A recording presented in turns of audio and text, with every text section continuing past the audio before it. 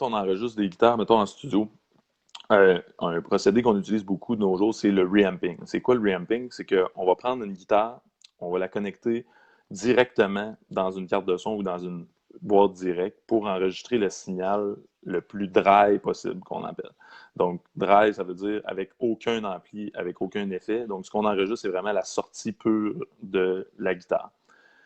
Pour ensuite aller la repasser dans un ampli plus tard. D'où le nom reamping. Donc, on va re-amplifier un signal qui n'était pas amplifié à la base. C'est une technique utilisée de plus en plus pour plusieurs. Moi, je vois deux raisons à ça qui sont très utiles. Première raison, la facilité d'enregistrer. De plus en plus, on fait des autoproductions à la maison. Les musiciens ont de plus en plus des cartes de son chez eux, dans des appartements souvent, ou avec une famille qui habite avec eux.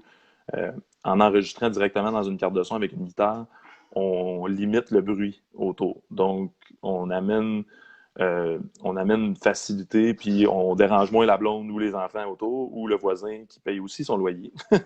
Donc, on vient de simplifier un petit peu, dans le fond, la démarche d'enregistrement. Donc, on n'est plus obligé nécessairement d'avoir un ampli qui joue très fort toute la journée pour enregistrer des bonnes guitares. Ce qu'on peut faire, c'est enregistrer le signal pur DI, qu'on appelle le signal dry, dans l'ordinateur.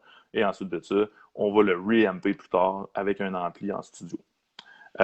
C'est la première raison qui est vraiment intéressante, c'est qu'on ne dérange pas, on ne fait pas de bruit, c'est facile à connecter, on n'a pas besoin de tourner des pitons sur un ampli, on fait juste prendre notre guitare, on la plug dans l'ordinateur, on peut utiliser en attendant d'avoir un vrai ampli, puis c'est ce qu'on fait à 99% du temps, on utilise un amp simulator, un plugin qu'on appelle, qui va être dans l'ordinateur, qui va simuler un ampli de guitare réel, qu'on va pouvoir ajuster les paramètres, un peu comme un vrai ampli de guitare. Les amp simulators sont de mieux en mieux. Avec les années, il y a des affaires qui sonnent vraiment bien.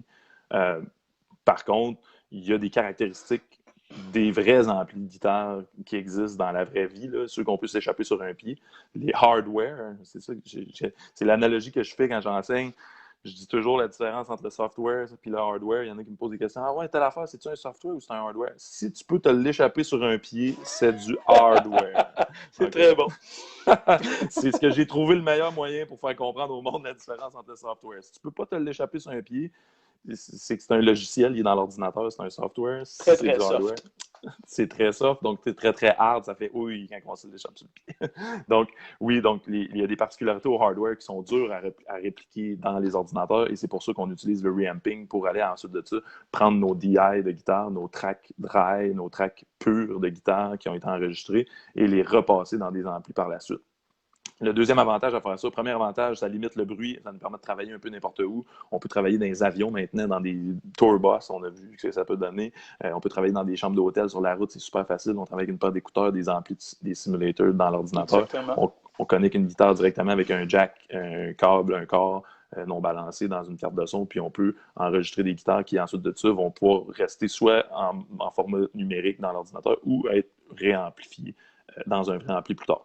Le deuxième avantage, c'est que le fait d'avoir la performance qui est enregistrée déjà dans l'ordinateur, puis d'avoir du recul sur seulement le son de guitare, ça nous amène à pouvoir utiliser les forces de l'overdub qu'on appelle. Donc, on peut aller utiliser plusieurs tons de guitare différents pour certains bouts de tunes, puis on n'est pas obligé de focusser là-dessus pendant l'enregistrement. Donc, ce que ça nous permet de faire, c'est pendant qu'on enregistre, ben, on focus sur la performance, un petit peu moins sur le ton ou sur le son qu'on va utiliser.